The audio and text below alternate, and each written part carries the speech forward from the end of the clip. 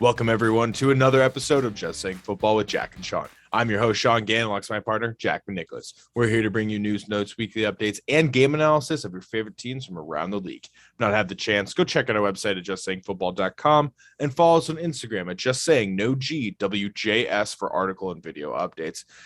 Jack, before we break down the AFC Conference Championship game, we just have to talk about these games that happened over the weekend. Bengals defeated the Tennessee Titans, number one seed in the AFC in Tennessee. Not the prettiest game by the Titans. Yeah, 19-16 low-scoring game. Not what we expected, man. No, but the Bengals, this young and upcoming team with a stud of a rookie wide receiver, a stud of a second-year quarterback, just still balled out, man. Yeah, and, they just, Kansas City last week, Cincinnati last week, we didn't know what to expect last week with Derrick Henry. The Titans actually kept it really close. And, man, Evan McPherson, rookie kicker out of Florida, just came out, got the game-winning field goal as time expired. And, That's it's crazy is, he set the record, the franchise record for the most 50-yard field goals in the season by the Bengals. He only been there 1 year. Did it with ease. And moving on to the other team they're about to play this weekend, the Kansas City Chiefs. What a game. Yeah. That was one of the greatest games I've ever watched, I think, in my life. I don't know about you, Jack. We've watched pretty much the exact same games, same age, same birthday and all that, but 13 seconds left. Three timeouts. I'm still in shock just at the fact that, we didn't get more of that game. Whole nother topic for another day. But Kansas City just, Buffalo had 2 points in the fourth quarter where they had the game sealed. It was theirs. They had the ball back. They scored again. Gabriel Davis, 4 touchdowns. Shout out to him. It's a shame. But Kansas City, man, this is going to be their fourth AFC Championship in a row, and Patrick Mahomes has been the quarterback for 4 years. So the AFC is running through Kansas City. It runs through it in this game. What are you thinking? We saw Kansas City score 42 on a Buffalo defense that didn't allow a lot, and then you got Cincinnati, who is one of the top scoring offenses in the whole league, and we only saw them get 19 last week. Yeah, so let's break down this game with the Cincinnati Bengals headed into Kansas City, man, because these two teams met earlier in the year in week 16, and that was another insane game. Joe Burrow was 30 for 39, 446 yards and 4 touchdowns. And yeah, that's a great stat, but I don't care about that stat. You know why? Because Jamar Chase had 11 receptions for 266 yards and 3 touchdowns. 446 is I don't care. 266 yards by your wide receiver, your rookie wide receiver. They dominated during this game. It was pretty close. I won't lie. They did just barely win it, I think, if I recall correctly. But they were dominating, man. They were that was such a great game. Also, they were just scoring points. They were at home, and when you look at what Patrick Mahomes did in that one, 26 for 35, 259 and 2. It sounds so weird. It all sounds so weird. Yeah, and only 28 days since their last matchup. It's they're definitely going back, watching the film. Joe Burrow and Patrick Mahomes, this is going to be as good as it gets, when it comes to a quarterback battle and how these quarterbacks are playing right now. Nobody was at the top of their game like these two guys at the end of the season. And, both of these teams, they're well coached. Zach Taylor has earned my respect immensely this year. Andy Reid, he does his thing every year. I love him. But the one thing is, as you mentioned, the Chiefs are going to have to stop Chase. It looks like right now, Tyrann Mathieu still dealing with that concussion in the concussion protocol. Not too sure here on Thursday whether he will be in on that in that game. But this is a tough one, for me just to choose it. I feel like last time it came down to the wire, the Bengals only won by 3. Kansas City favored by 7 right now. How do you go about choosing who you're going to win in this? So this is a tough one for sure. You don't like it's hard to go against the Bengals. That offense looks great. Burrow is young, Yeah. and obviously Chase T. Higgins is 1,000-yard receiver. Let's not sleep on him. Don't sleep. Joe Mixon is 1,000-yard rusher this season. They had a great offensive season. Tyrann Mathieu was a full participant in practice day on Thursday. That's huge ups. Could play in this game. That's a huge benefit for them. I think you have to look at two things for me that are going to be really important. The first, you have to run Joe Mixon more than 12 times. They ran him for 12 times the last time that these two teams played. And it was because of the output I was so hyped about. 266 from Jamar Chase, 446 from Joe Burrow. Really clean game going 30 for 39.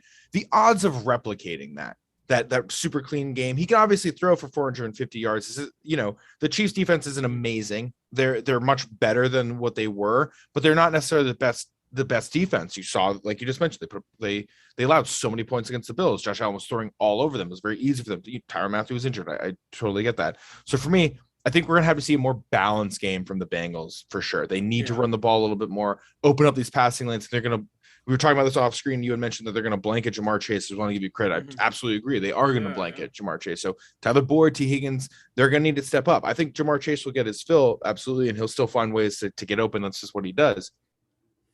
But it's going to be the T. Higgins, Tyler Boyd, Joe Mixon guys that really need to step up in this game. And the other thing, there were 9 sacks that the Bengals offensive line left for Burrow last week against the Titans.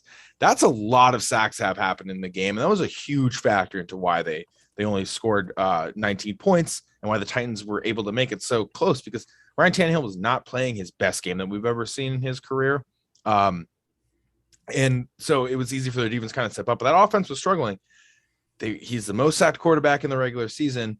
Chris Jones is going to be hungry. Melvin Ingram is going to be hungry. These guys are going to be ready, I think, in this game. They've been here before, like we mentioned. They're coming off of a fairly good sack game as well. I think that if you're the Bengals offensive line, you have to protect your quarterback this weekend. You do not want the fans in Chiefs Kingdom to start getting amped. If they start getting amped and the crowd's getting into it, that place can literally be the loudest place in the NFL.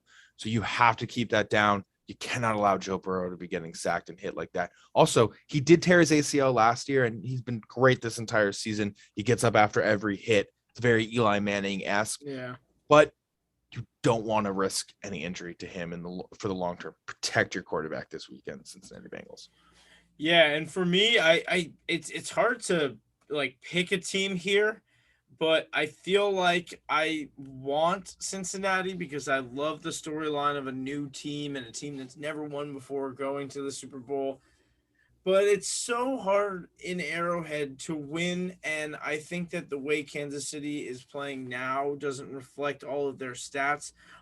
Sean pointed out off camera as well, just that Kansas City has a low sack percentage. They're the fourth worst team when it comes to sacks, and that could be an advantage for the Bengals. But what we saw last week, I do believe the Bills were the second best team in the AFC. I believe Kansas City was the best team in the AFC coming into this right now. And I am going to go with Kansas City, even though I would love to see this Bengals team take it all the way, man.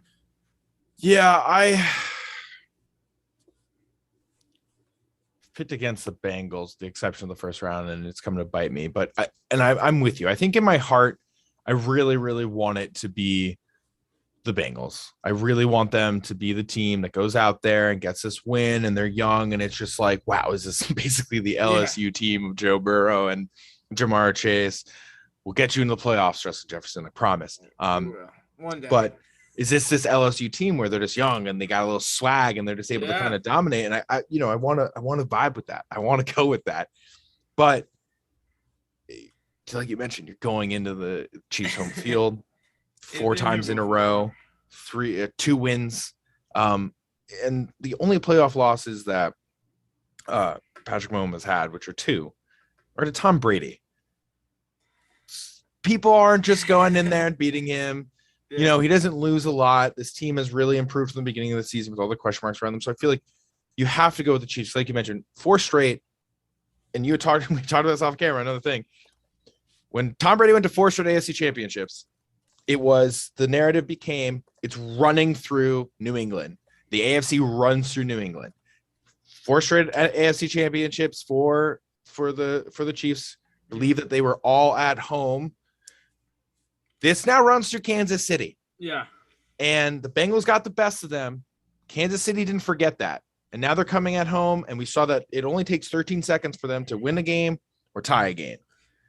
So I'll lean with the guys who have done it, who have won a Super Bowl together, and who, when the last play that really mattered in the game for the game-winning touchdown, they didn't even call a play. He just ran a route, and he just hit him. That's not fun. Yeah, and, Jamar Chase, T. Higgins, Joe Mixon, we've been talking about them all year, but, man, Kansas City, what we saw out of Tyreek Hill, Travis Kelce, they've been here before. They are situationally in tune with each other when it comes to these moments, and the Bengals are building to that. But, man, I mean, it's tough for me to pick them this week. Yeah, I'm going to go with Kansas City. I also think that, their offensive line compared to where they were at practically at this time, a lot of their guys got injured in the AFC Championship game, but still just the overall for them is much better right now. And I think that's a huge positive, and they'll run the ball a lot with Clyde, and we've seen Jared McKinnon get really involved, which I love from a Minnesota guy. But yeah, I think it's hard to pick against Andy Reid and Eric Bieniemy. Love Zach Taylor, love this team for sure. They're really, really great, absolutely. But it's hard to go against Kansas City. If they lose that game, though, this is going to be a great Super Bowl, and I think it's going to be a great offseason narrative to be talking about. So if it does happen, it will fulfill my heart and a lot of conversation for us. Yeah, absolutely, man. I mean, even, either of these guys represent the AFC, I'm going to be hyped for them to be in the Super Bowl. Yeah. One quick question. Actually, I got 2 now. One quick question. First one, Jamar Chase, is he going to replicate 266? No, I think that he could get over 150 in this with the Chiefs being, like the 6th worst defense when it comes to passing. And I think Joe Burrow is going to do it, but they are definitely going into their meetings this week saying, how do we stop that guy? So I think that, but you can't really stop him. That's what Jamar Chase says. You can't stop him. That's true. So. No one has yet, but I'll put the under on 150. And my other question, Joe Burrow takes his team to the Super Bowl. They win. What becomes the narrative for Joe Burrow? Is this going to be like the Patrick Mahomes that comes in, wins the Super Bowl in his second season? All of a sudden, it's that GOAT status, and you become the Madden cover after only 4 years in the NFL? Oh, yeah. No, I mean, I think after 2, when he comes back after that injury, he could win comeback player of the year just because of what he did and now what he's doing and just the person that he is. This guy could be a superstar if he wins the Super Bowl. And, he's from Ohio. This team knows they got a guy they'll have for a long time. They're going to build around him. They already have. And, man, he will be one of those guys. We're getting in that new generation of quarterbacks now. But he's going to be one of those guys that's always in your top 5. He's just too good a guy, too good a quarterback. Boulder is always in your top 5, quote Jack Nicholas. All right. Thank you for tuning in. Thank you for listening. Going to be a great AFC Championship game, 3 p.m. Eastern. Nice time. I like 3 p.m. Not too late like 4, Absolutely. But not right in your face like 1. It's a nice time for everything. Thank you for listening. Yeah, thank you guys for checking us out. JustSayingFootball.com. Just saying no GWJS on Instagram, and check us out for all our videos on YouTube at Just Saying Football. Thank you guys. Enjoy the games. Enjoy.